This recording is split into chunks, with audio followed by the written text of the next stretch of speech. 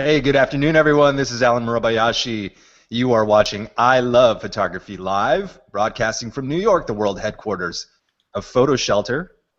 You might be watching us on youtube.com/PhotoShelter, or you might be listening to the podcast by going to iTunes and searching for I Love Photography. Whatever the case may be, we're happy to have you here, and we're happy to have our co-host, Sarah Jacobs. Hey, Sarah. Hey, Alan, how you doing? Man, it was a nice day yesterday. It was. Oh boy, I was just, I had to run an errand, so I was on my city bike, and I was thinking, this is New York in the spring, baby. Yeah. Oh man, the flowers just need to come out and it'll be complete. We have a nice Easter Sunday coming up. It's supposed to be 61 and sunny. Ah, lovely. Well, why don't we talk about photography? Let's do it. You know what's coming up on Monday? Who knows? A lot of things are coming up. Well, one of the things that's coming up on Monday is opening day for many of the Major League Baseball teams. And there's one team in particular that's been doing pretty well in the past few years. And it's not my New York Yankees, unfortunately. It's the San Francisco Giants. And our friend Brad Mangin has a brand new book celebrating, again, their third championship in like 5 years or whatever it is. This one is called Championship Blood. You can get it on pre-order at Amazon.com, but Brad is probably more known now for his Instagram, his instant baseball photos, and he's got a massive following on Instagram, and he goes down to spring training and he shoots all this stuff. But the guy can flat out shoot baseball. He has a book on his Instagram stuff too, right? Yeah, he's got an instant baseball book about a few years ago. But it's one thing to shoot people standing still when you're doing like an Instagram portrait or like a wide shot of the stadium or the ballpark. It's another thing to use a 400mm lens and get anything sharp. Believe me, I've tried. Not easy, and the guy makes it look easy. So get that Championship Blood. There you go. Brad Mangin. Speaking of PhotoShelter people, we came across, well, I think it was Andrew, our CEO, came across this site, and he, there was no angle here. He just posted it to his Twitter, and I saw the guy's work, and I was like, holy smoke, this is some nice photography. Jonathan Bielaski is doing environmental portraiture, lit stuff, but it's just gorgeous. The clarity and the colors. Yeah. You know how we found him, the team here? He submitted to Lattice. Oh. Yeah, and that's kind of how his work got on our radar. And then it got passed around the office because we always share photographers we like. And Andrew was just blown away, as we all were. And so everyone was just raving about it. Yeah, well, there you go, folks. If you have good photography on your PhotoShelter site, submit it to a Lattice board, which is a little way that we aggregate and display photography. You can see it at photoshelter.com/lattice. But this guy's photography is unbelievable. I wish my photography looked like this. Sadly, it doesn't. It's to be noted that he's using a Horizon template. It's one of our Beam templates. There you go. Yeah. Yeah, if you don't have a good website, why don't you check out PhotoShelter and like the Horizon template? Be like Jonathan. We do. You have a little workshop here you want to give a shout out to. Yeah, this workshop's happening very soon, but it sounds amazing. It's not really a traditional photo workshop in like a shooting sense, but they help the people who attend target a better approach at communication in general. So this is a workshop. It's called the Image Deconstructed Workshop, and it happens at the University of North Carolina. Yeah. At Chapel Hill, and it's April 10th through 12th. And this year they have a lot of great people coming to do talks and also reviews. Yeah. So this is at the website TIDworkshop.com, the Image Deconstructed, TID.com. Yeah, some cool faculty, cool programming.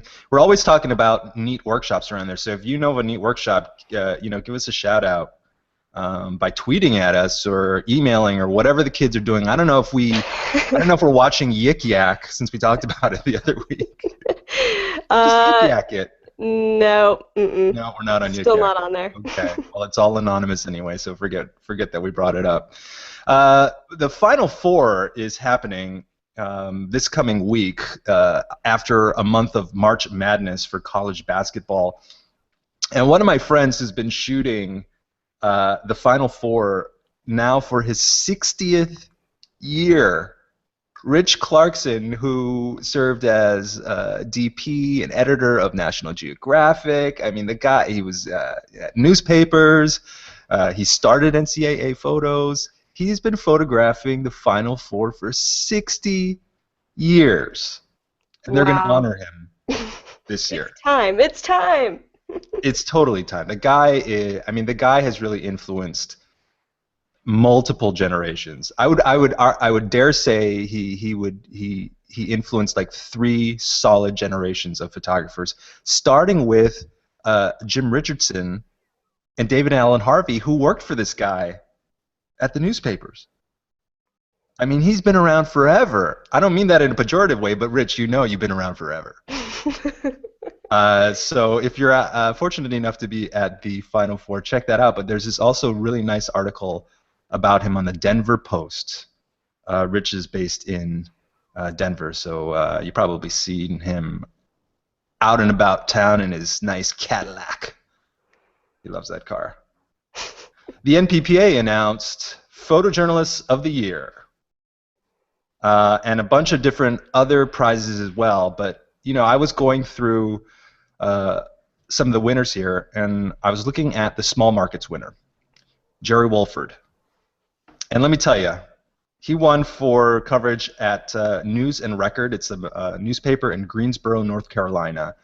And these photos are fantastic. So we're looking at one of kids on a school bus waving goodbye. It looks like they're going to camp, and all of these kids are cheering, but the girl in the center of the frame is crying. And but my favorite was this one of the eating contest. I don't know if you saw it. Yeah, I did. But it's like a pie eating contest, and the kid looks like he's about to lose his lunch there. His pie. His eyes are bulging. It's just like, this is, the problem in a lot of cases with photojournalism. It's not the type of stuff you want to put on your wall because it can be not the happiest of subjects. This, of course, being kind of a feature style photo, like I would totally put this on my wall. Mm-hmm. This is good stuff. Well, congratulations to all the winners of the NPPA Awards this year. Some really, really nice stuff. I know. I was happy to see Mary Calvert get recognition for her series about sexual assault happening in the American military. Super important to shed light on that. And I'm glad that she got recognized with the Cliff Ednam Award. Yeah, and there's so many, we're just looking at the Photojournalists of the Year, but there were, writers and multimedia. There's just a whole slew of awards that are out. So you can see all of those winners at the NPPA website at nppa.org. A couple of sad notes in the past week. The first being Paul Buff passed away at the age of 78. If you ever got into artificial lighting with strobes, you've probably heard of alien bees or Paul Buff or Einstein units. The guy was a legend. So whereas all of the other manufacturers of strobe equipment are selling their packs for $2,000, $3,000, $10,000, Paul brought high-powered, short-duration flash to the masses for like a few $100s. And he also had made, like, I think Chris O'Young and I both got these ginormous umbrellas at one point. I don't even remember what they were called, like jumbrellas or something like that, that were, like $70, whereas everybody else was selling those things for like $1,000. So that's not to say that they had the same build quality or anything like that, but it was the only way you were going to get in at an entry-level price. And thousands upon thousands of photographers have been using this stuff, and it's a sad day in photography for that to happen. The other one that blew me away, because it was kind of just out of the blue, is lighting manufacturer and lighting modifier manufacturer Photoflex went out of business after 30 years. They just posted on their website that they were going out of business. Totally random, huh? No pre-news, right? No pre-news. Yeah, that's kind of like when Calumet just posted, oh, we're done. Yeah. Yeah. But you kind of get the sense, at least with Calumet, maybe there were some, there were investors in that business, so there was probably some buzz about that. But I feel like the Photoflex thing was just like, I have a ton of Photoflex stuff in my closet. Yeah. That I still use. Hard to believe that they went out of business, but clearly difficult to compete with all the mega brands by just making light modifying equipment. So Photoflex, sad to see you go.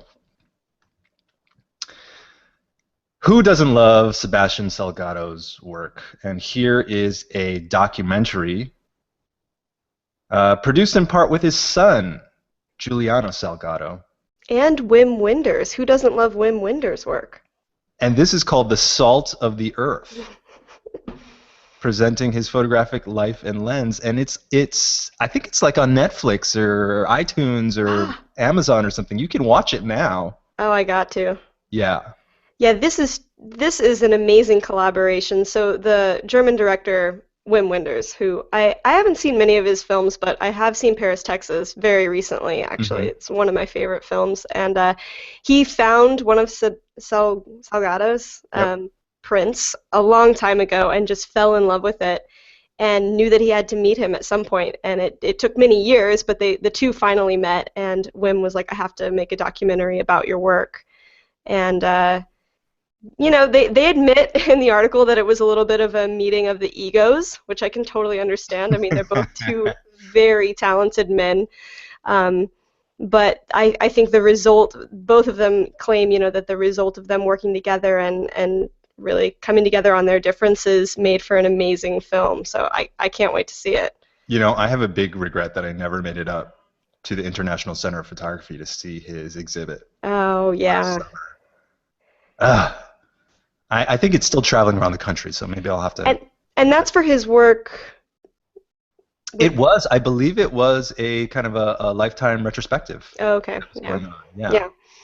But to be able to see, you can go to the bookstore. I know there's a Taschen in Soho, and you can go by there and look at his stuff, but it's not quite the same as seeing it large scale. No. Huge, because the detail in his stuff and the black and white and all the clarity of the image.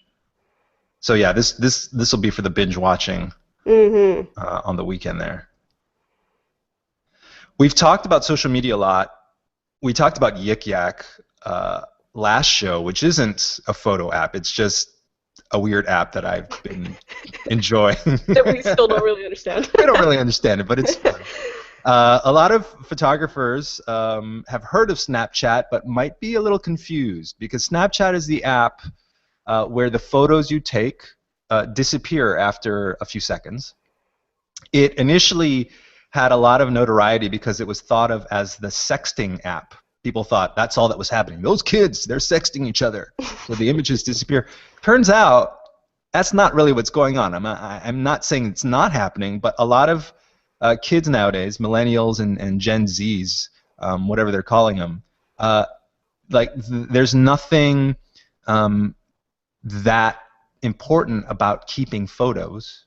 Right. And particularly the way that we stream our lives nowadays, it's like Instagram is for the curated version of your life, and Snapchat's just walking down the street, showing you what I saw, what I ate, who I'm hanging out with, without having to worry about composition and whatnot. Right. Yeah, kids are using this purely as a communication tool rather than sending a text. Right. Yeah. Which is cool. So here comes Generation X photographer, Alex South, and what he's done with Snapchat is you can pay him to have one of the seats to view what he's going to Snapchat. Limited number of seats. I haven't heard of anyone else doing that. No. I haven't heard about anybody making money off of Snapchat, which is interesting because, I mean, big brands now are using Snapchat. Brands like Comedy Central, the Food Network. They're using it as a way to tell their stories to this generation who's on Snapchat. But like, are they actually making money off of it? I'm not sure, but Alex Soth is, which is amazing. Yeah, so for $100, you'll get, he says, a minimum of 25 pictures. It's an interesting experiment. Now, the thing with Snapchat is you can actually do a screen grab. Oh yeah. But when you do a screen grab, the photographer gets notified that you've taken a screen grab. So in theory, you could capture Alex's stream in Snapchat, and then and then put some caption on it, and then sell it like Richard Prince for a lot of money.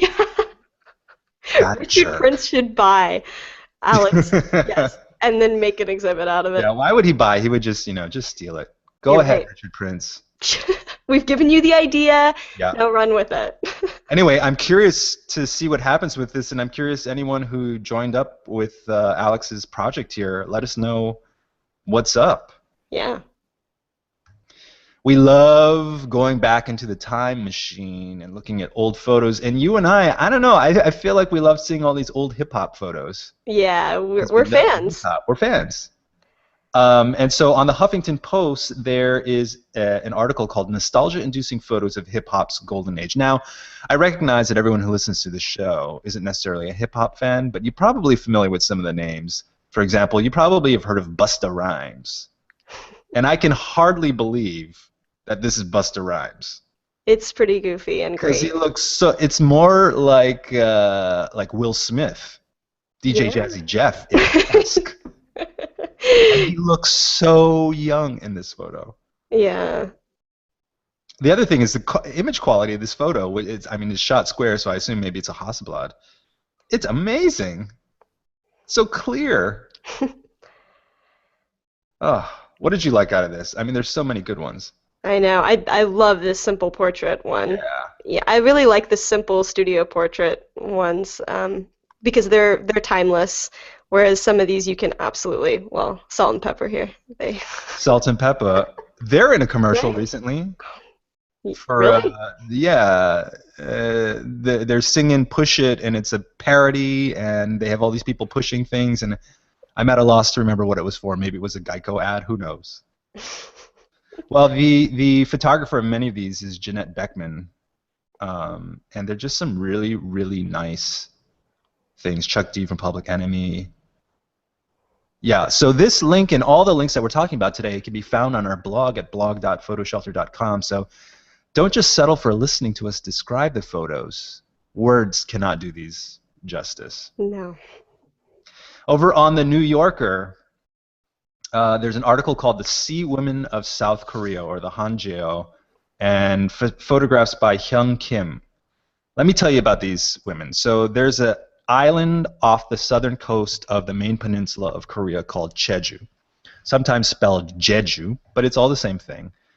It's known as kind of a resort island. I went there a few years ago with Jeffrey, and we were taking a tour around the island, and we saw these women. These women have, for many, many generations, gone out to sea with no scuba gear or no nothing, and then they dive and they hold their breaths for a minute or two to get different sea animals for eating, like clams and oysters or whatnot. And now they're basically at the last generation. The youngest Haenyeo is now 34, I think the article said. Yeah, something like that, in their 30s. And a lot of them are like 80 or 90 and still going out there in the wetsuit and going down and diving.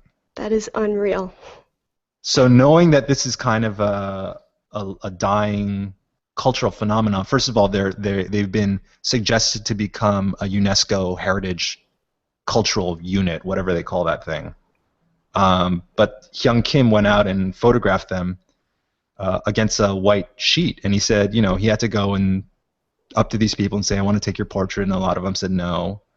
It's the same sort of a challenge that any photographer has to say, "Hey, come, I would like take your portrait," and people are a little skeptical and whatnot. But thank God he's doing it. Yeah, I something about these I was immediately drawn. Yeah. I'm sure this is the youngest woman here that you're must showing. be. Must be. And these are printed life size. I believe. Amazing. Yeah, from floor to ceiling. Well, so Hyung Kim is not the only photographer who's been shooting this stuff. Last year, David Allen Harvey also covered it from a more documentary style. And he was posting some of these images on the Nat Geo Instagram feed. So if you want to get a sense more of what this looks like in real life, we'll have the link to the Magnum Photos gallery that shows you kind of these rocky terrains, and they get up early, and they put on their wetsuits, and then they go diving to get abalone, squid, and conch. It's wacky. It's just wacky. So some really, really great imagery of this really interesting cultural phenomenon. On T magazine, the fashion magazine of the New York Times, there's a photographer, Stephen Posen. Zach Posen's dad, the actor. No, Zach Posen is a designer.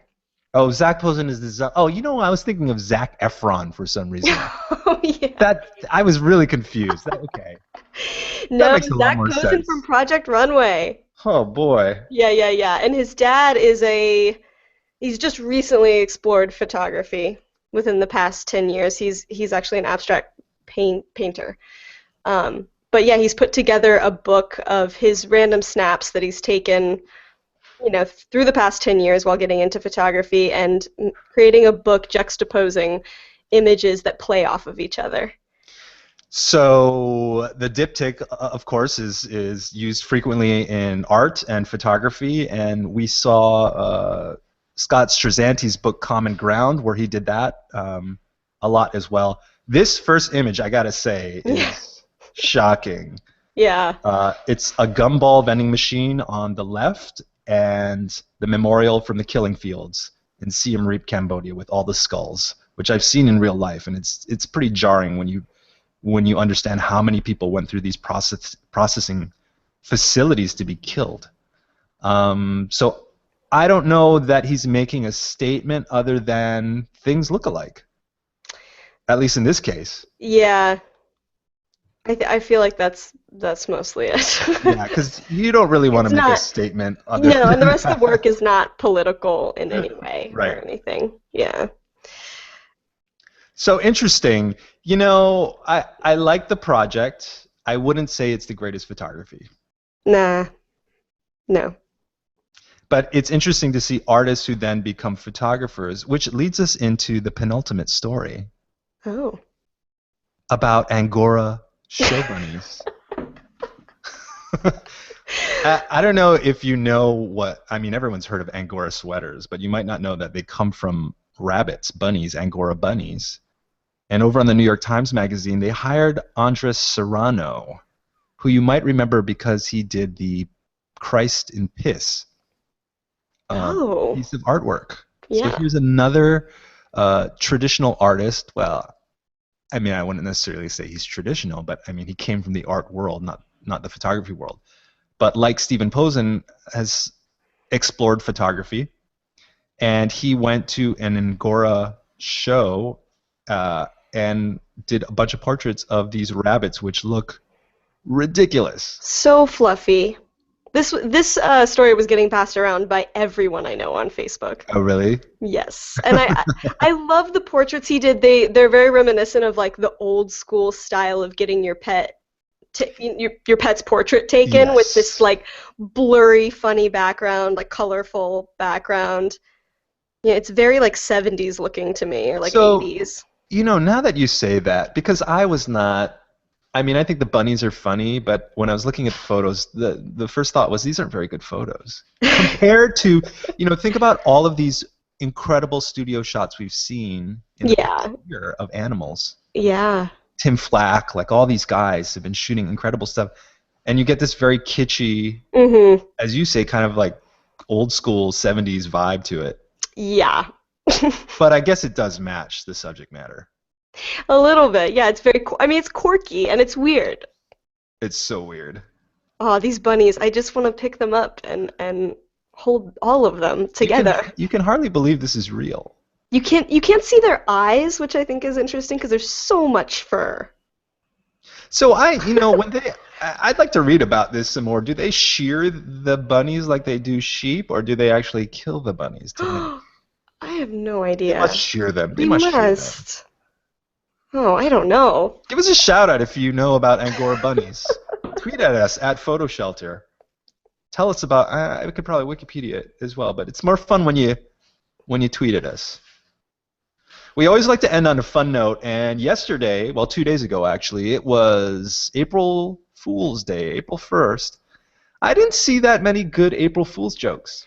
I think the internet took a break from the April Fools, which I think was smart. Yeah, I think that was really smart. And so maybe not surprising that it took me a few days to actually find anything.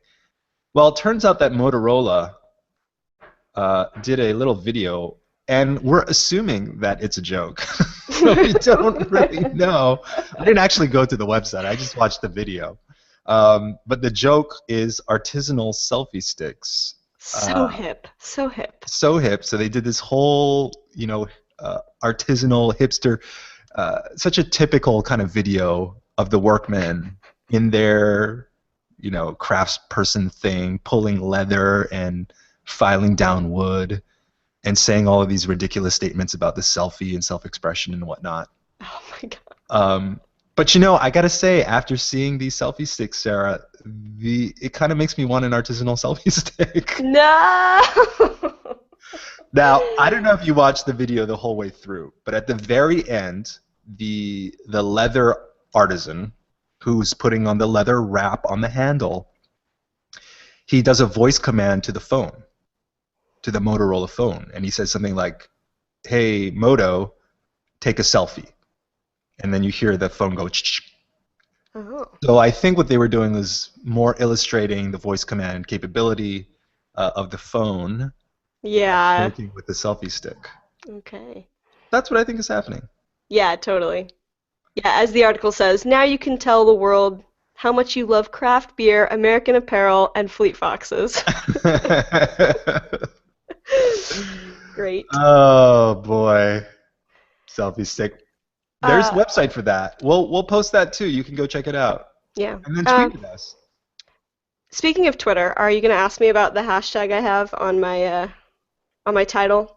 Oh, Here? why don't you? So Sarah, when we video this stuff, we often have what is known in TV parlance as the lower third. It's your name and your little title. I forgot to turn mine on today, but Sarah Jacobs has hers on, and the hashtag is Make Clients Happy. What's that about? Yeah, so this month at PhotoShelter, it's Make Clients Happy Month, and all month we're going to be dishing out tips and advice on the blog and via Twitter, just how to do that. And we really want to hear how you guys do that. What do you do to make your clients return and come back to you because you just made them so happy and you made their life super easy, whether it was something you did on set or the sales process you did or how you delivered images to the clients.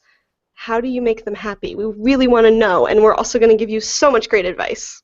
Hey, we had that webinar with Justin and Mary a few weeks ago. Yes. And they talked a lot about keeping clients and potential clients very happy, sending a bottle of champagne, some really, really great ideas. You can watch that webinar on the blog as well, blog.photoshelter.com. Yep. Well, that's it. A beautiful, beautiful Easter weekend coming up, at least here in New York. We hope that wherever you are, you have a great weekend and take some photos. So for Sarah Jacobs, this is Alan Murabayashi and my brand new crystal glasses from Warby Parker. Signing off. We'll see you next time on I Love Photography. Bye-bye.